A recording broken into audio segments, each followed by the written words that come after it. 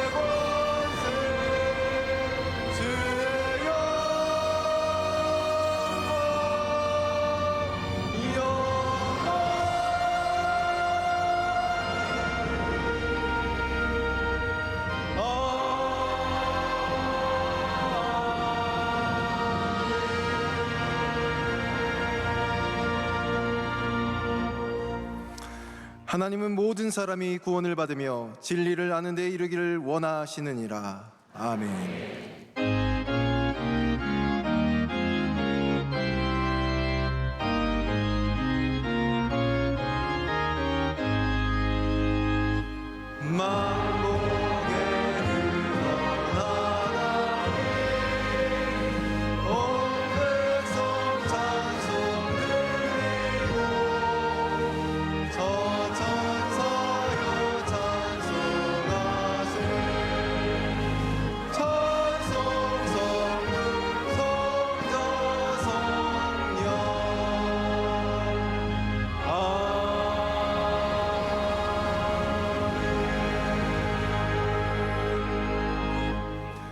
오직 너 하나님의 사람아, 이것들을 피하고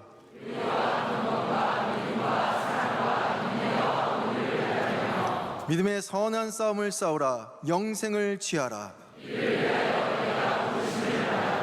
많은 증인 앞에서 선한 증언을 하였도다.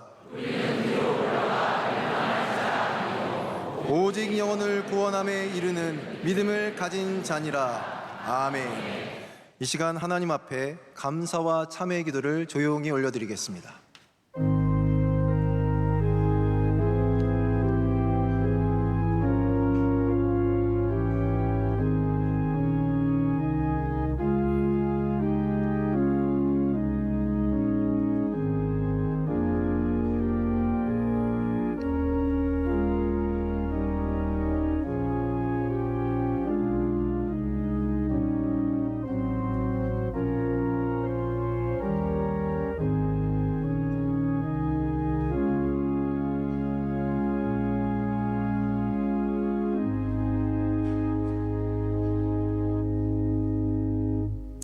전능하사 천지를 만드신 하나님 아버지를 내가 믿사오며 그 외아들 우리 주 예수 그리스도를 믿사오니 이는 성령으로 잉태하사 동정녀 마리아에게 나시고 본디오 빌라도에게 고난을 받으사 십자가에 못 박혀 죽으시고 장사한 지 사흘 만에 죽은 자 가운데서 다시 살아나시며 하늘에 오르사 전능하신 하나님 우편에 앉아 계시다가 주리로서 산자와 죽은 자를 심판하러 오시리라. 성령을 믿사오며 거룩한 공예와 성도가 서로 교통하는 것과 죄를 사하여 주시는 것과 몸이 다시 사는 것과 영원히 사는 것을 믿사옵나이다. 아멘.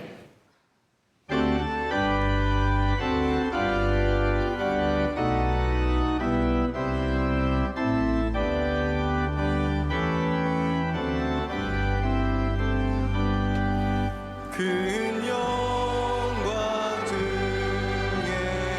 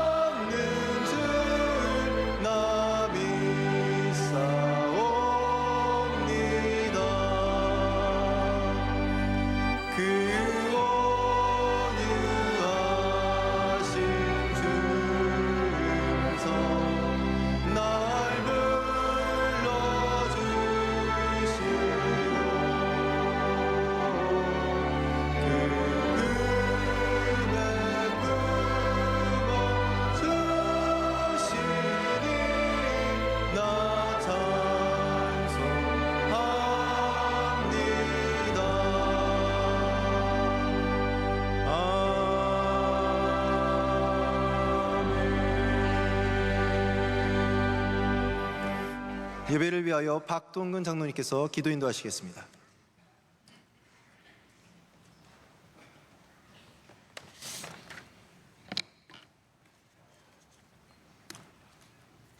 전능하신 하나님 아버지, 지난 주간도 주님 안에서 저희를 지켜주셔서 오늘 거룩하고 복된 성전에서 주님을 만나는 시간을 주심에 감사드립니다. 믿음이 부족하고 연약한 저희들이 주님의 말씀대로 지내지 못했음을 회개하오니 용서하여 주시옵고 하나님 말씀에 순종하며 주님을 온전히 섬기는 믿음을 주시옵소서. 이 나라 이 민족을 지금까지 지켜주시고 선진국의 반열로 발전시켜 주심에 감사드립니다. 하나님께서 이 나라를 주관하여 주셔서 대통령과 모든 위정자들이 국정을 잘 이끌어 정치 경제가 안정되고 남북 문제가 평화적으로 이루어지게 하시고 주변 강대국들과 협력하여 안보가 든든하고 비전이 있는 국가로 이끌어 주시옵소서. 오직 주님으로 45년을 지내온 우리 명성교회가 주님을 경외하고 선교에 최선을 다하는 모든 교회 본이 되게 하시고 작고 소외된 이웃을 섬기며 다음 세대를 준비하는 하나님과 함께하는 교회가 되게 하여 주시옵소서. 주님께서 보내어 주셔서 귀하게 들어서시는 담임 목사님, 은혜와 진리로 충만케 하여 주시고 주님의 능력의 손으로 붙잡아 주셔서 말씀의 권능을 주시고 모든 사에게 정금같이 쓰임받게 하여 주시옵소서. 쉼없는 사역을 하여 오신 원로 목사님, 비전 선교와 군 선교와 주님의 사랑이 필요한 어려운 이웃에게 은혜를 베푸시는 모든 사에게 주님께서 항상 함께하여 주시고 신원을 강건하게 하여 주시며 내조하시는 사모님과 자녀손에게도 하나님의 은혜가 충만하게 하여 주시옵소서. 이 시간도 세계 곳곳에서 복음의 씨앗을 뿌리시는 선교사님들을 위로하시어 선교의 열매가 맺게 하여 주시고 우리 교회에서 섬기는 병원 선교, 학원 선교, 방송 선교, 교정 선교를 비롯한 국내의 모든 선교기관을 통하여 주님의 나라가 확장되게 하여 주시옵소서. 이번에 드렸던 한국교회와 함께하는 특별 새벽 기도회 원로 목사님 말씀을 통하여 이 땅의 새벽을 깨우는 부흥의 역사를 이루게 하여 주시옵소서. 주님의 부르심에 모인 우리 모두가 겸손과 온유한 믿음으로 성령이 충만한 선한 성도가 되게 하여 주시옵소서. 이 시간 담임 목사님께서 선포하시는 말씀을 통하여 우리 모두에게 크나큰 은혜의 시간이 될 줄 믿습니다. 모든 것을 주님께 의지하며 살아계신 예수님의 이름으로 기도드립니다.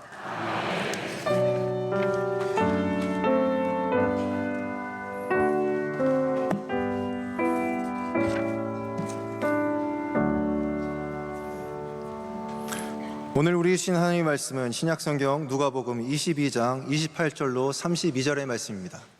신약성경 누가복음 22장 28절로 32절의 말씀입니다. 제가 가진 성경으로 신약성경 134면쯤에 있습니다. 이 말씀을 문재명 박현선 집사님께서 봉독해 주시겠습니다. 너희는 나의 모든 시험 중에 항상 나와 함께한 자들인즉 내 아버지께서 나라를 내게 맡기신 것 같이 나도 너희에게 맡겨. 너희도 내 나라에 있어 내 상에서 먹고 마시며 또는 보좌에 앉아 이스라엘 12지파를 다스리게 하려 하노라. 시몬아 시몬아 보라, 사탄이 너희를 밀가부르듯 하려고 요구하였으나 그러나 내가 너를 위하여 내 믿음이 떨어지지 않기를 기도하였노니 너는 돌이킨 후에 내 형제를 굳게 하라. 아멘. 담임 목사님께서 교회 소식을 전해 주시겠습니다. 네, 거룩하고 복된 주님의 날에 성전에 오신 모든 성도 여러분들 환영하고 축복합니다. 함께 교회 소식을 봐주시면 감사하겠습니다. 우리 글로리아 센터, 더 길게는 글로리아 커뮤니티 센터인데 1, 2, 3층을 저희가 벌써 1여 년 전에 완공을 잘 했습니다. 이번에 4, 5층을 다시 리모델링해서 공사를 완공하고 어저께 감사 기도회를 저희가 잠시 가졌습니다. 이제 우리 교육부 학생들과 또 많은 부서들과 많은 모임들을 여기서 갖게 될 텐데 여러분께서 관심 가져주시고 기도해 주시고 또 시간이 되시면 좀 방문하시면서 어떻게 공사가 이루어졌는지 봐주시면 감사하겠습니다. 바라 기독 미술인 선교부에서 전시회를 계속해서 하고 있습니다. 다음 주 목요일까지 이어지는데 이제 얼마 남지 않은 기간 동안 여러분께서 가셔서 많이 보시고 또 격려해 주시기를 부탁을 드리겠습니다. 명성 수학교가 이번 주 화요일 날 개강해서 3개월간 수업을 이어갑니다. 많이 참여해 주시길 부탁드리고요. 목사 후보생 고시 우리 해당되시는 분들은 이 광고를 자세히 살펴주시고 지원해 주시면 되겠습니다. 이번에 9월 특별 새벽 집회에 하나님께서 크신 은혜 주셔서 모든 예배를 잘 마쳤습니다. 또한 여러분께서 헌신하셔서 내어주신 감사 헌금은 약 4억 5천만 원 정도 저희가 이번에 모으게 되었는데 이 모든 헌금은 우리 한국교회의 발전과 또 새벽 예배의 발전을 위해서 사용하게 됩니다. 위해서 기도해 주시기를 바랍니다. 저희 에티오피아 병원에서 오랫동안 섬겨주신 홍건 장로님, 미국에서 오신 장로님이신데 이번에 이분이 화가이기도 하세요. 그래서 에티오피아에서 그린 그림을 전시회를 저희 교회 지하에서 갔습니다. 많이 오셔서 또 봐주시면 감사하겠습니다. 이제 기도 열심히 하는 찬양대가 정성으로 준비한 찬양 하나님께 올려드리겠습니다.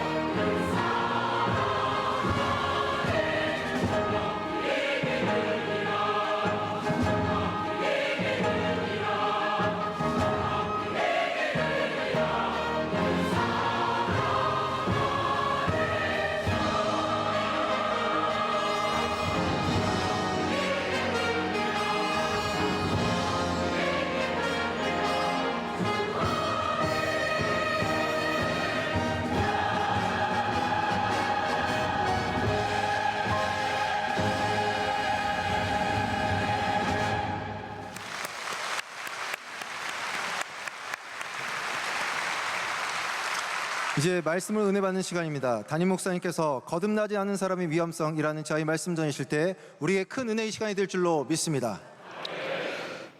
찬양이 하나님께 큰 영광이 된 줄로 믿습니다. 가끔씩 이렇게 지르는 찬양을 또 해야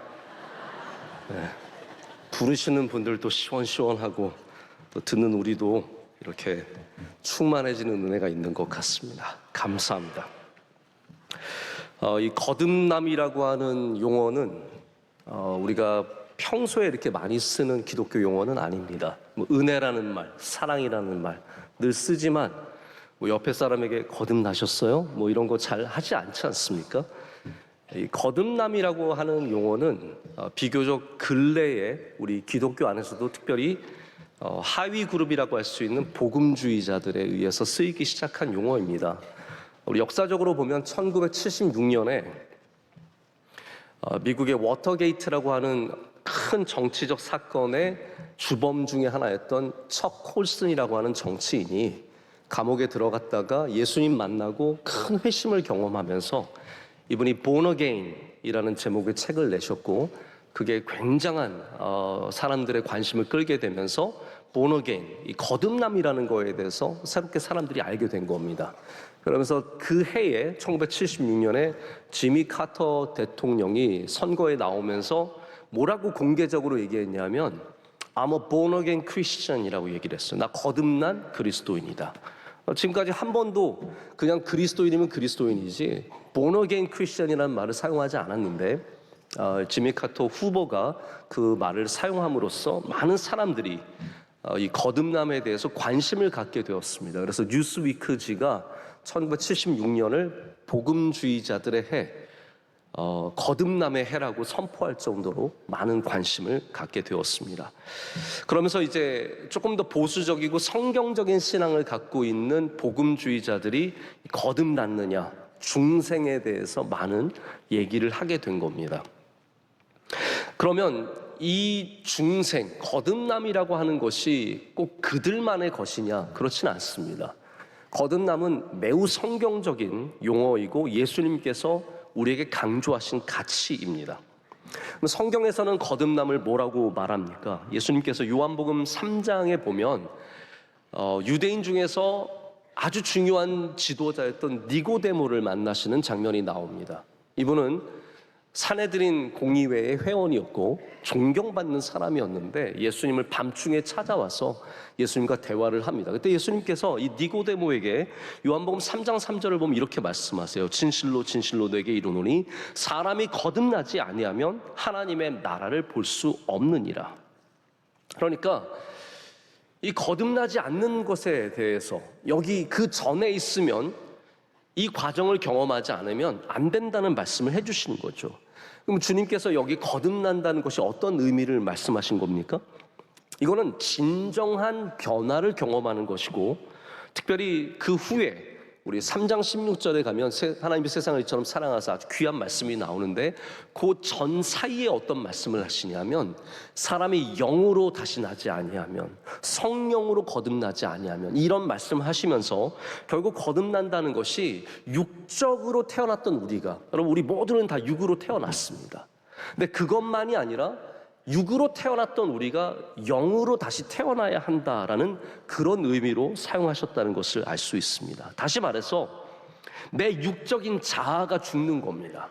나의 생각과 나의 가치와 내가 주장했던 모든 것들이 주님 안에서 죽고 이제는 영적인 세상을 알고 영으로 다시 태어나는 것을 우리가 거듭남이다라고 말할 수 있습니다. 세상적으로 살았던 우리가 이제는 믿음으로 살아가는 것을 말합니다.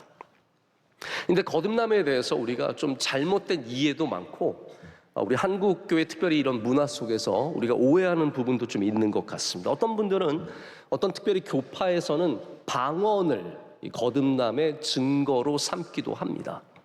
근데 여러분 한번 우리가 외적으로 어떤 표현되는 것으로 겉으로 드러나는 것으로 거듭난다는 것을 어떻게 알 수 있을까요? 여러분 옆에 분들 지금 보시면 거듭난 사람인 것 같아요? 아닌 것 같아요? 뭐 아실 수 있겠어요? 아 기도하는 거 보니까 거듭났네.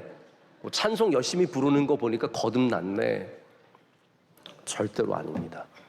우리가 어떠한 표현의 방법이나 내가 갖고 있는 제스처나 우리가 갖고 있는 표정이나 이런 것들로 거듭남을 판별할 수가 없습니다. 심지어는 성품도, 여러분 사람이 성격은 정말로 안 변합니다. 웬만하면 안 변합니다.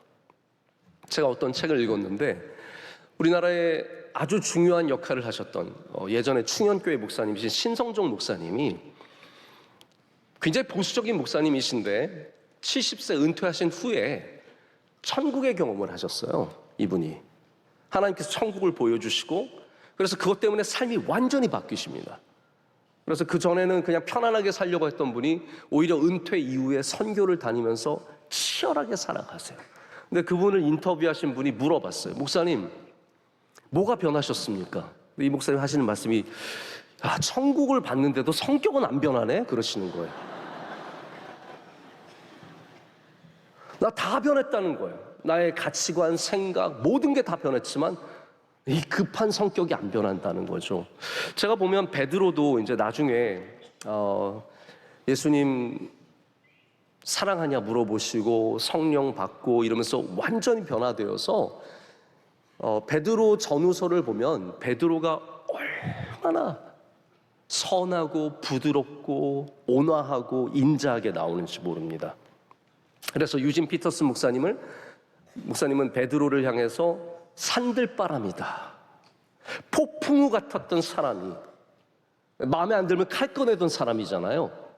그런 사람이 어떻게 이렇게 변할 수 있느냐. 근데 제가 볼 때는 베드로의 성격은 안 변했을 거예요. 똑같은 선풍기예요. 그리고 선풍기도 세게 키면 바람이 세고 약하게 키면 약하잖아요. 베드로는 여전히 선풍기예요. 근데 성령의 충만함으로 거듭나니까 센 바람 나오던 선풍기가 이제는 1단밖에 안 나오는 거예요. 산들바람으로 살살살살 부는 겁니다. 그래서 우리가 어떠한 특정한 모습으로 거듭남을 이해하는 것은 사실 굉장히 잘못될 수가 있습니다. 문제는 뭐냐 하면 누가 거듭났는지 안 났는지를 판별하는 게 문제가 아닙니다. 정말로 큰 문제는 뭐냐면 의외로 너무나 많은 그리스도인들이 교회는 나오고 있고 예배는 드리고 있고 찬양대에서 활동도 하고 여선교회 남선교회 활동도 하고 심지어 장로도 되고 목사도 되지만 변화되진 않았다는 거예요. 거듭나지는 못했다는 겁니다. 그리고 그것이 하나님의 나라에 정말로 심각한 문제가 된다는 것이죠.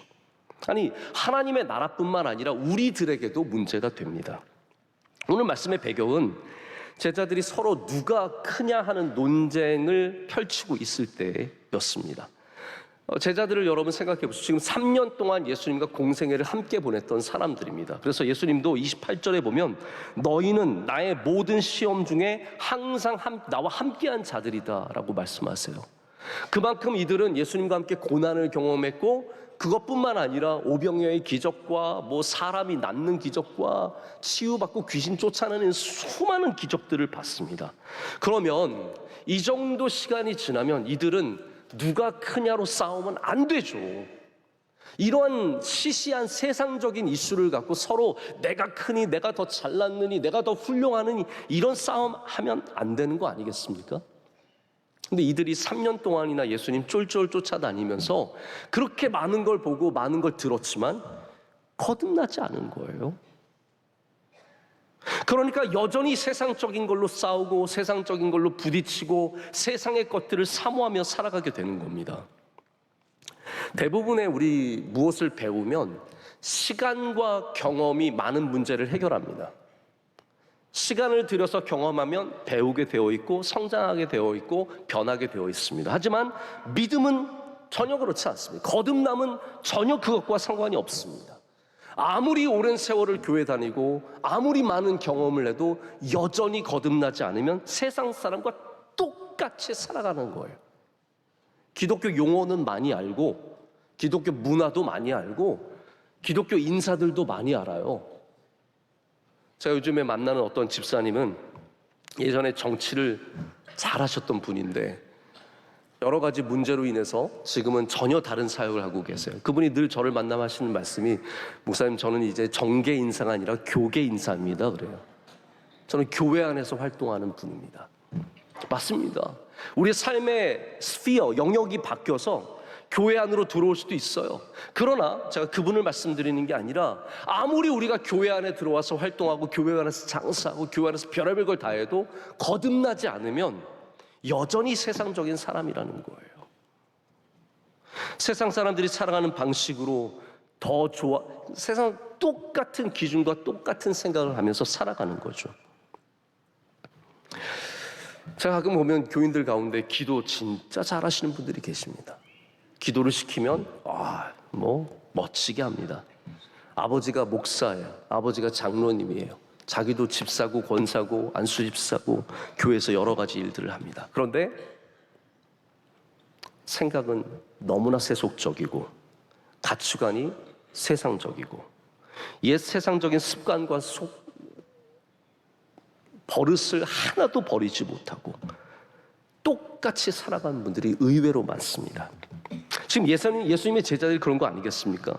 그러니까 거듭나지 않으면 예수님 옆에 있어도 세상적으로 살아갈 수밖에 없는 것이 우리의 현실입니다. 그래서 실제로 제자들이 끝까지 좌충우돌합니다. 오늘 우리가 읽은 본문의 말씀은 예수님 십자가 달리시기 바로 전의 사건들입니다. 자, 이 정도 예수님과 함께 했으면 변화되었을 것 같은데 베드로는 바로 이제 좀 있다가 말고의 귀를 뺍니다. 욱 해가지고 예수님을 잡아가 칼부터 나오는 겁니다. 또 조금 이따 말씀 보면은 예수님 3번이나 부인하는 장면도 나옵니다. 근데 이런 제자들이 나중에 예수님의 부활을 경험하고 성령의 충만함을 경험하고 나서는 완전 다른 사람이 되죠. 이게 여러분 거듭남의 능력입니다. 거듭나면 달라집니다. 거듭나면 달라집니다. 예수님은 이들에게 영적인 사람들, 예수님의 참 제자들, 영으로 다시 태어나서 거듭나는 사람들은 다르다라는 사실을 오늘 말씀해 주고 계십니다. 그게 바로 26절의 말씀입니다. 우리가 읽진 않았지만 이렇게 되어 있어요. 너희는 그렇지 않을지니. 세상 사람들은 다 높은 자리에 올라가려고 하고 다 섬김을 받으려고 하겠지만 너희는 그러면 안 된다는 거예요. 너희 중에 큰 자는 젊은 자와 같고 다스리는 자는 섬기는 자와 같을지니라. 세상 사람들은 큰 자는 다, 그 시대가 그렇습니다. 높은 위치에 있는 사람들 다 나이를 갖고 있는 사람들입니다. 젊은 사람이 어떻게 큰 사람 될 수 있겠습니까? 다스리는 자는 절대로 섬기는 일이 없습니다. 그러나 주님은 뭐라고 말씀하시냐면 그러면 안 된다는 거예요. 다스리는 자가 섬기는 자가 되어야 한다고 하시면서 예수님께서 내가 너희 가운데 섬기는 사람으로 있다라고 말씀하지 않으십니까? 여러분, 이게 그렇습니다. 거듭나지 않으면 죽어도 못 섬깁니다. 거듭나지 않으면 죽어도 나를 못 죽입니다. 거듭나지 않으면 내가 죽어도 낮아질 수가 없습니다. 다짐한다고 되는 문제가 아니라는 거죠. 여러분, 인생이 다짐해서 되면 얼마나 참 좋겠습니까? 우리 다이어트 늘 다짐하잖아요. 그대로 되는 법이 어디가 있습니까? 1년에 한 100번은 다짐하는데 다짐만 열심히 할 뿐이지 안 되잖아요. 저도 중학교 때 한 번은 제가 연말에 저희 학교에 성적표가 다 붙었어요. 1등부터 꼴등까지 이름이 다. 잔혹한 시대를 우리는 살았습니다. 제가 몇 등인지가 보이는 거예요. 그래서 제가 보면서 진짜 마음속에 어떤 마음이 들었냐면 내가 체면이 있지. 내가 내년에는 반드시 전교 10등 안에 들리라. 다짐을 했습니다. 현실로 이루어지지 않았습니다. 신앙생활도 똑같습니다. 내가 기도 열심히 해야지, 내가 예배 잘 드려야지, 내가 술 끊어야지, 내가 나쁜 데 안 가야지. 다짐한다고 되는 문제는 아닙니다. 거듭나야 해결할 수 있는 문제입니다. 이들이 아직 거듭나지 않았기 때문에 이러한 세상적인 문제로 여전히 부딪히고 싸우고 있는 겁니다. 우리도 예수님 믿은 지 오래되지 않았습니까? 여기 40년, 50년, 60년, 70년 믿으신 분들이 얼마나 많겠습니까? 우리 그 가운데 병이 낫는 것도 보았고 누군가가 복을 받는 것도 봤고 우리도 복을 받았고 뜨겁게 기도했었고 뜨겁게 예배했었고 교회에서 이런 일 저런 일 다 해봤습니다. 믿음으로 인해서 고난도 받아봤습니다. 하지만 그런 우리가 여전히 세상적이고 육적일 수 있다는 것을 기억해야 합니다. 욱하면 베드로처럼 칼이 나옵니다. 여러분, 반드시 거듭나야 합니다. 영적인 사람이 되어야 하고 전과는 다른 사람이 되어야 합니다. 누가 더 큰 사람인가 싸우던 사람들이 섬기는 사람이 되어야 하고, 말을 함부로 내뱉고 남을 저주하고 비난하던 사람들이 축복하는 사람이 되어야 합니다. 여러분, 예수 그리스도를 믿는 사람이 거듭나지 않으면 문제가 떠나가지 않습니다. 제가 그런 경우를 너무너무 많이 봤습니다. 예수님 잘 믿어요. 멀쩡하게 교회 나와요. 그런데 똑같은 문제에 반복해서 넘어지고 끊임없이 그 문제를 또 당하고 결국 실패한 인생으로 나락으로 떨어지는 모습들을 참 많이 봤습니다. 왜 그런 것 같으세요? 여전히 세상 사람과 똑같이 살아가는 거예요. 육적이고 세속적이고 세상적인 삶을 살기 때문입니다. 그러면 여러분, 어떻게 해야 우리가 거듭날 수 있겠습니까? 한마디로 말하자면 내가 죽어야 합니다. 자, 이거 좀 따라하기 곤란한 말이지만 한번 해보겠습니다. 내가 죽어야 한다. 동의하십니까? 아니요, 목사님, 내 아내가 죽어야 돼요. 내 남편이 좀 죽었으면 좋겠어요. 우리 아들놈이 이 새끼 좀 죽었으면 좋겠어. 얘가 좀 성질 좀 죽이고. 아닙니다. 기독교는 뭐라고 말하냐면 내가 죽어야 한다고 말합니다. 제가 새벽에 한번 말씀드린 적이 있는데 어느 기독교 잡지에서 읽은 글이에요. 이런 내용이 있었어요. 배추가 김치가 되려면 7번을 죽어야 된다. 많이 죽어야 됩니다. 첫 번째는 배추를 밭에서 뽑을 때 죽습니다. 그리고 두 번째는 그 배추를 쪼갤 때 죽습니다. 세 번째는 소금물에 담글 때 죽는다고 합니다. 네 번째는 강렬한 고춧가루 양념에 버무러질 때 죽습니다. 다섯 번째는 항아리에 묻혀서 땅에 들어갈 때 죽습니다. 여섯 번째는 다시 꺼내져서 잘릴 때 죽는 거고, 일곱 번째는 여러분 입안에 들어가서 씹힐 때 죽는다고 합니다. 마지막 죽음을 장렬하게 김치가 맞는 7번은 죽어야 제대로 된 김치라는 거죠. 여러분, 우리도 자꾸 죽어야 합니다. 목사님, 지난번에 한번 죽었는데요? 아니에요. 또 죽으세요. 네. 또 땅에 묻히시고 또 꺼내져서 칼에 잘리시고 또 입에 넣어져서 자꾸 씹혀야 그게 정말로 죽는다는 겁니다. 여기 역설적인 진리가 있습니다. 우리 기독교는 죽음에서 우리를 구원하는 종교입니다. 할렐루야. 우리 모든 생명의 종착지는 죽음이에요. 근데 이 예수 그리스도의 복음만이 그 죽음으로부터 우리를 해방시켜 주는 겁니다. 근데 죽음으로부터 구원받기 위해서 우리가 죽어야 된다는 거예요. 죽지 않으면 오늘 제자들처럼 서로 높아지려고 하고 똑같은 문제로 끊임없이 싸우고 남을 어렵게만 하는 존재가 되는 겁니다. 이 죽는다는 표현이 굉장히 극적인 표현인데 이걸 좀 순화시켜서 말씀을 드리자면 흔들려야 합니다. 예수 그리스도의 말씀이, 예수 그리스도의 존재가, 복음이 나를 흔드는 경험을 해야 합니다. 나의 바닥이 흔들려야 하고 나의 터가 흔들려야 하는 그런 경험을 해야 합니다. 그리고 이러한 경험들이 지속적이고 연속적이며 쌓여야 합니다. 어느 한순간의 뜨거운 경험, 그런 경험이 여러분을 구원할 수는 있지만 거듭나려면 더욱더 지속적으로 이런 경험을 해야 합니다. 자, 니고데모가 예수님을 찾아갔을 때 예수님께서 니고데모를 흔드신 거예요. 이 편안하게, 어떻게 보면 지위를 누리고 이스라엘에서 가장 소중한 존귀한 사람으로서 존경받고 살고 있는 니고데모가 예수님의 말씀에 흔들린 겁니다. 네가 거듭나지 않으면 하나님의 나라를 볼 수 없느라. 이 말씀 하나에 흔들려서 니고데모가 집으로 돌아가고, 그리고 몰래 숨은 예수님의 제자가 됩니다. 아마 니고데모는 삶이 공허했을 겁니다. 내가 이토록 율법을 많이 알고 사람들에게 존경받고 있지만 뭔가 공허함을 느꼈을 겁니다. 우리 인생에 느껴지는 그런 공허함, 아니 성공했는데 뭔가가 부족해요. 이게 다가 아닌 것 같아요. 다 가졌는데 여전히 목말라요. 사람들을 많이 만나는데 행복하지 않아요. 여러분, 그것이 우리에게 예수님이 필요하다는 사인입니다. 예수님 없이는 그 공간을 절대로 우리가 채울 수 없기 때문입니다. 그게 은혜의 사인이죠. 그 흔들림이 우리를 주님께로 가까이 인도하는 복된 부르심입니다. 흔들려야 인생은 더 뿌리를 내리게 됩니다.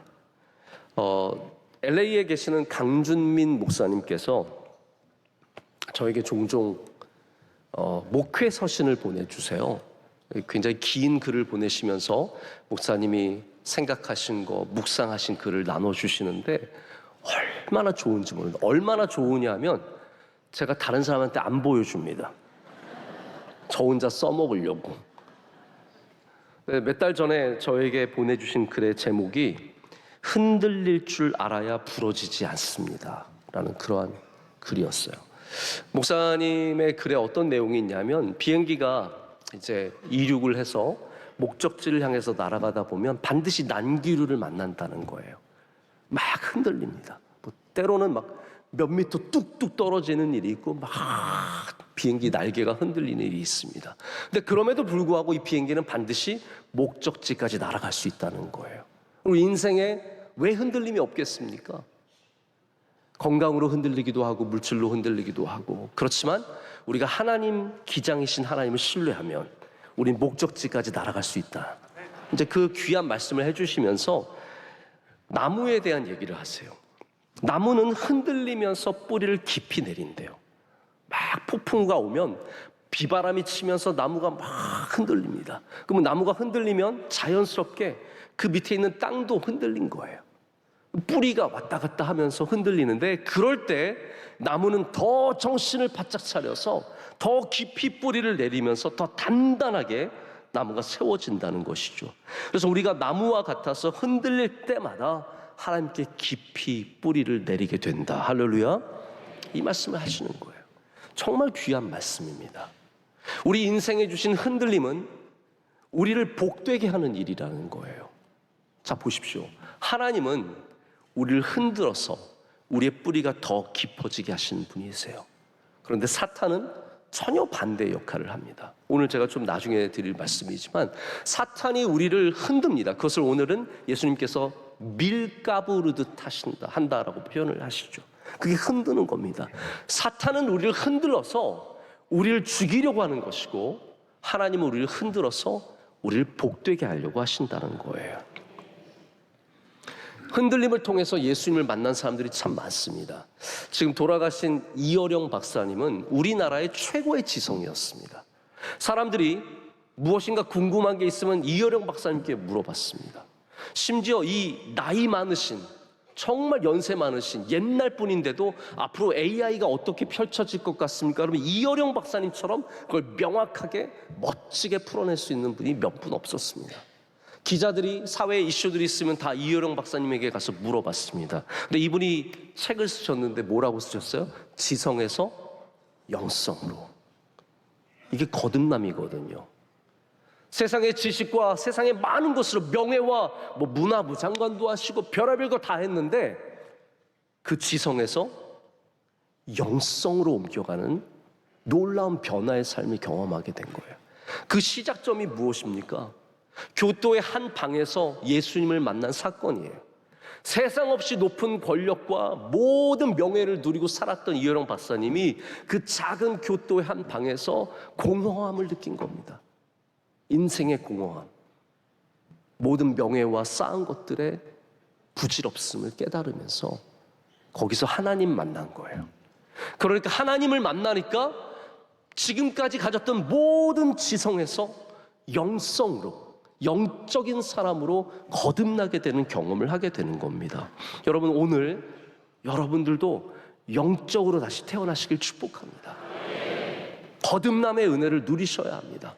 그냥 대충 그리스도인으로 살아가지 마시고 여기서 다시 거듭나셔서 정말로 참된 그리스도인, 거듭난 그리스도인 되시길 축복합니다.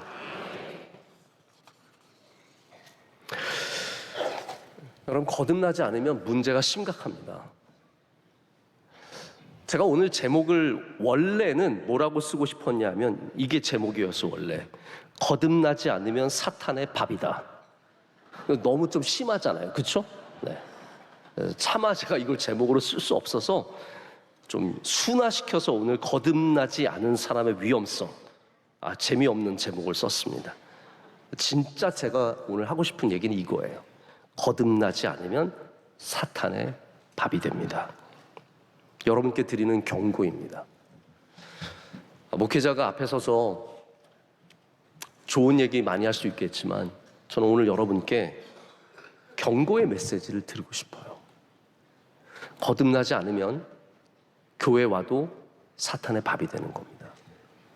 거듭나지 않으면 모든 봉사활동 열심히 하고 교회는 잘 다니는 것 같지만 다 사탄에게 밀가불 듯이 흔들리는 존재가 될 수밖에 없습니다. 오늘 예수님께서 거듭나지 않는 사람들이 마주하게 되는 위협을 일깨워 주십니다. 예수님의 계획, 원대한 계획은 뭐였냐면 오늘 말씀에 29절, 30절 나오지만 이 귀한 사역을 제자들에게 다 맡기는 일이었어요. 너희들이 이 위대한 일들을 하게 되리라. 너 귀한 역할들을 하게 되리라.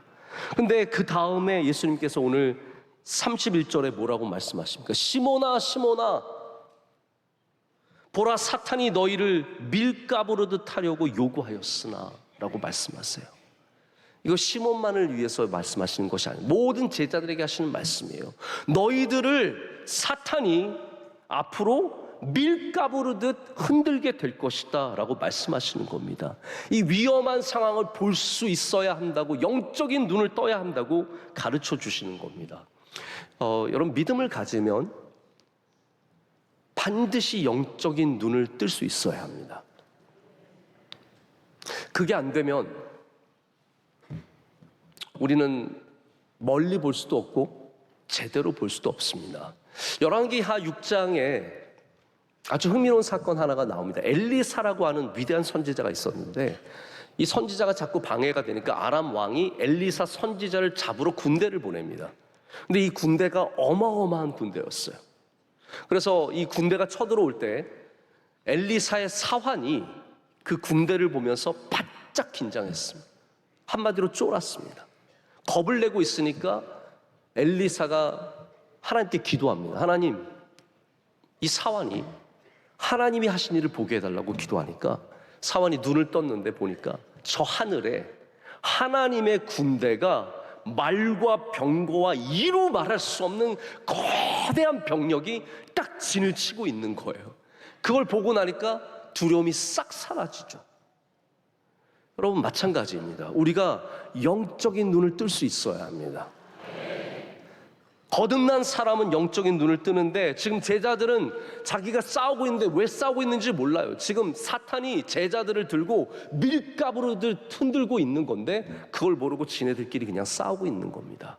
예수님께서 그 말씀하시는 거예요. 우리가 알아야 될 게 있습니다. 사탄의 양식은 쭉정이입니다. 그래서 사탄은 지금 추수한 밀을 채에 올려놓고 자기의 밥을 찾고 있는 겁니다. 우리 인간의 밥은 알곡이에요. 그래서 하나님께서는 이 채를 들고 흔드실 때 우리를 흔드셔서 쭉정이는 버리고 알곡을 찾으시는 거고 사탄은 딱 반대입니다. 하는 게 뭐냐면 이 채에 올려놓고 나서 막 흔들면서 누가 가벼운지, 누가 쭉정인지, 누가 아무것도 아닌 존재인지 그들을 찾아내서 그들을 먹이로 삼는 겁니다. 여러분, 우리가 자주 쓰는 말 있죠. 까부네, 까부네, 까불고 있네. 그게 밀까부는 거 똑같은 단어예요. 흔들고 있는 거. 근데 여러분이 막 흔들고 있으면 옆에서 보면 좀 주책 맞아 보이잖아요. 그래서 까분다는 말이 나오는 거예요. 이게 사투리는 잘라닥거린다. 이게 액센트가 중요합니다. 잘라닥거린다 라는 표현을 쓰고 우리가 잘 쓰지는 않지만 가끔씩 혼자 내뱉는 말 있죠. 깝치네. 이것도 똑같은 말이에요.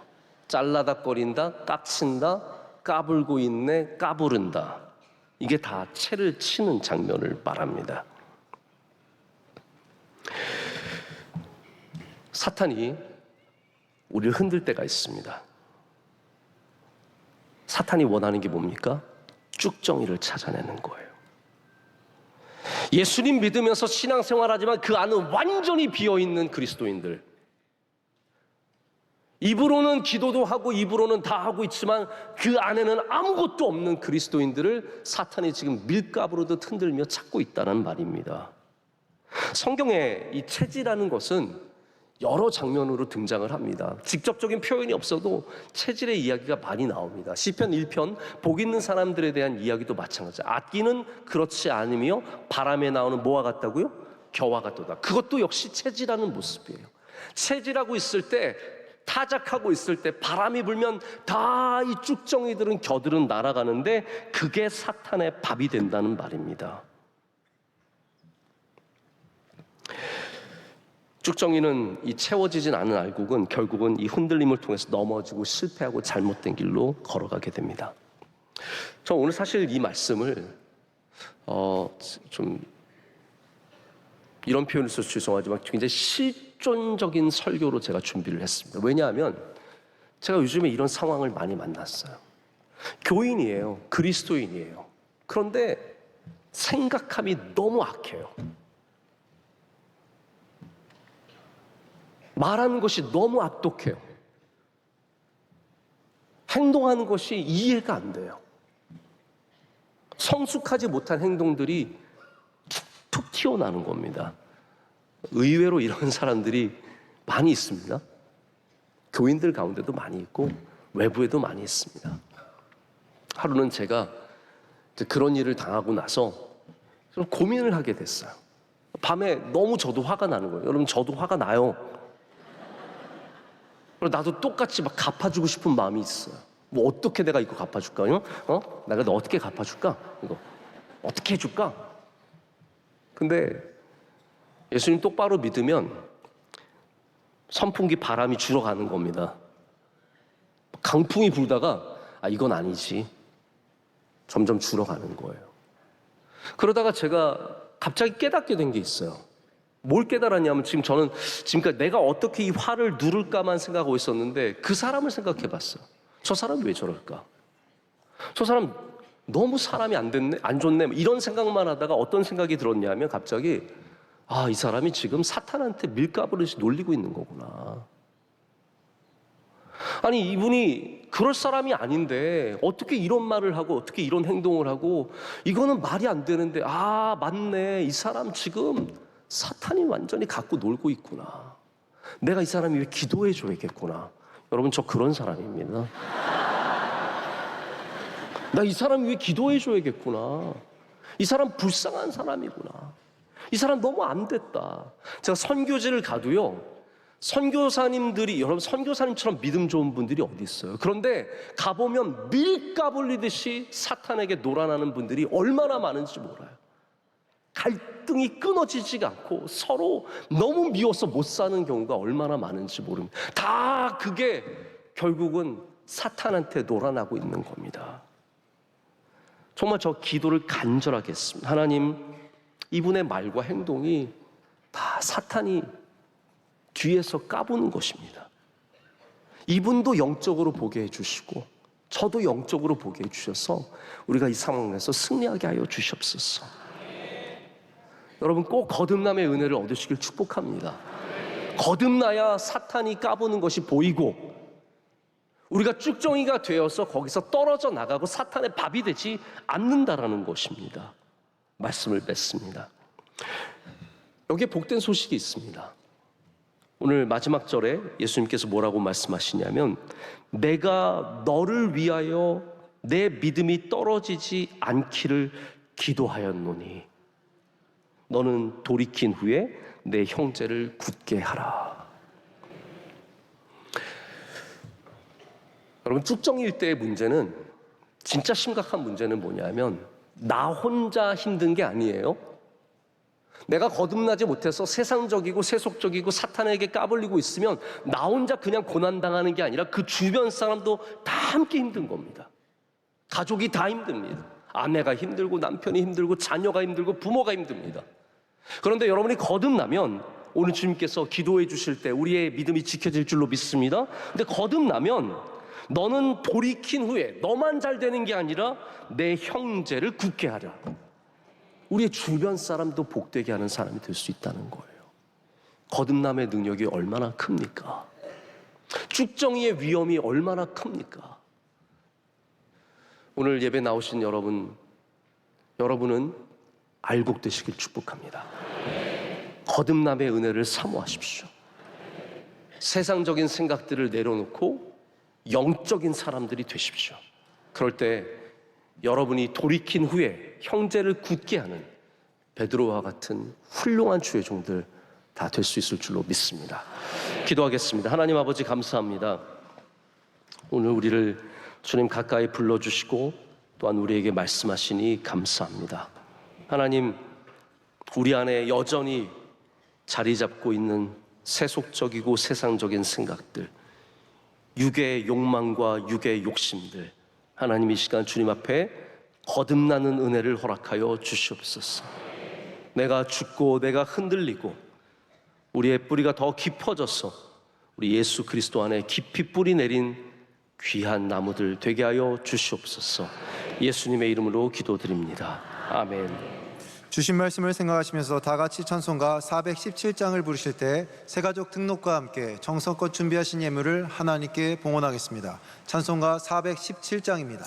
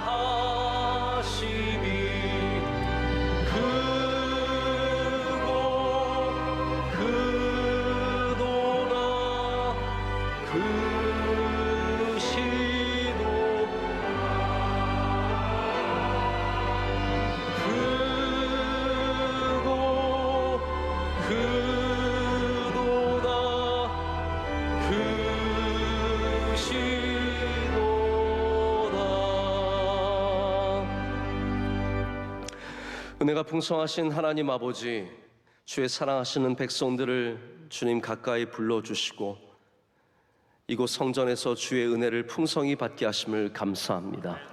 하나님, 모든 찬양과 존귀와 영광을 올려드릴 때 기뻐 받아 주시옵고 우리 예배 가운데 임재하여 주시오며 우리 마음의 모든 기도의 제목이 이루어지게 하여 주시옵소서. 우리 주님을 경외하는 마음으로 마음과 정성을 다해 예물을 올려드릴 때 기뻐 받아 주시옵고 드리는 손길들을 주의 장중에 굳게 붙잡아 주시오며 가정과 모든 하는 일들이 주님 안에서 복되게 하여 주시옵소서. 눈물 닦아주시고 위로하시고 일으켜 세워주시며 문을 열어주시고 주의 손으로 인도하여 주셔서 우리 모두가 광야 같은 세상 속에서 주님과 함께 승리하는 삶을 누리게 하여 주시옵소서. 하나님, 예물이 쓰이는 곳마다 주의 뜻이 이 땅 가운데 이루어질 줄로 믿습니다. 이 9월 특별 새벽 집회 감사 예물 주님께서 뜻하신 곳에 사용하여 주셔서 한국 교회 위에 또 새벽 예배가 발전하는 곳에 귀하게 쓰임 받게 하여 주시옵소서. 하나님, 우리 대한민국 위에 주의 긍휼의 기름을 부어 주시옵소서. 우리를 고쳐 주시고 새롭게 하여 주시며 우리 사회와 경제와 외교와 수많은 문제들을 해결해 주시옵고 대통령과 위정자들을 바르게 정치하도록 친히 인도하여 주시옵소서. 하나님, 우리 한국교회가 바로 서기를 원합니다. 한국교회에 많은 위기가 우리 앞에 있습니다. 다음 세대는 줄어들고 있고 하나님, 이 시대의 교회를 향한 핍박은 여전히 강합니다. 하나님, 깨어 기도하게 하여 주시오며 우리가 먼저 거듭나게 하여 주시옵소서. 우리 명성교회도 거듭나게 하여 주시오며 영적인 교회 되게 하여 주시오며 하나님, 우리 교우들 하나하나 주님께서 지켜주시오며 우리 교회를 통해서 생수의 은혜를 누리게 하여 주시옵소서. 모든 선교기관들 위해 은혜를 내려주시고 특별히 오늘 안동 성서병원에서 많은 직원이 와서 함께 예배하고 있습니다. 우리 성서병원이 잘 되게 하여 주시옵고 직원들에게도 주여 긍휼과 은혜를 베풀어 주시옵소서. 기도하신 장로님의 기도를 흠양하여 주시고 한없는 복을 주의 종과 가정에 내려주시며 성경 봉독한 아름다운 가정을 주의 손으로 복 주시고 장막의 터를 넓혀 주시옵소서. 찬양대의 귀한 찬양과 모든 예배위원들의 헌신과 밖과 안에서 수고하는 주의 종들 모든 부서들 지켜주시며 하나님께서 좋은 것으로 갚아 주시옵소서. 원로 목사님 선교 여정 가운데 있습니다. 동행하여 주시고 어디에 계시든지 많은 열매를 맺게 하여 주시옵소서. 예수님의 이름으로 간절히 기도드립니다. 아멘. 네, 오늘 3부 예배에 많은 분들이 등록해 주셨습니다. 크게 박수로 환영하겠습니다. 잘 오셨습니다. 환영합니다. 감사합니다. 네, 감사합니다. 네, 감사합니다. 오늘 찬양대 찬양 너무나 큰 은혜 받았습니다. 박수로 축복하겠습니다. 은혜 많이 받았습니다. 감사합니다. 감사합니다. 우리 옆에 분들을 축복할 텐데요. 인사하실 때 거듭나시길 축복합니다. 서로 인사하시겠습니다.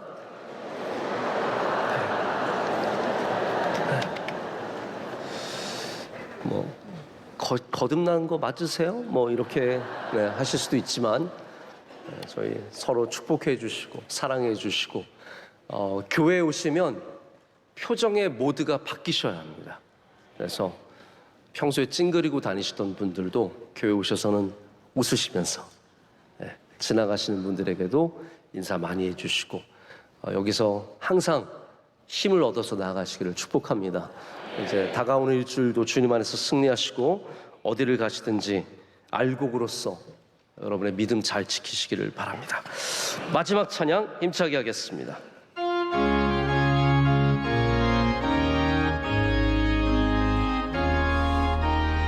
주님 우리를 통해 계획하시니 부족한 입술로 찬양하게 하시니 주님 우리를 통해 계획하시니 너희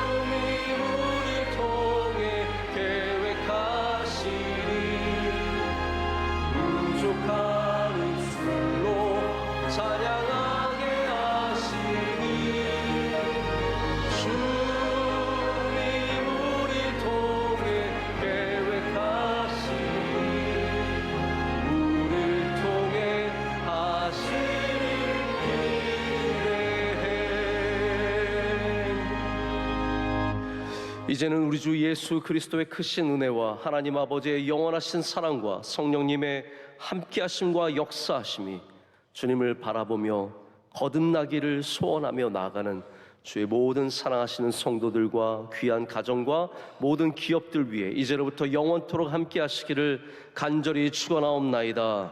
아멘.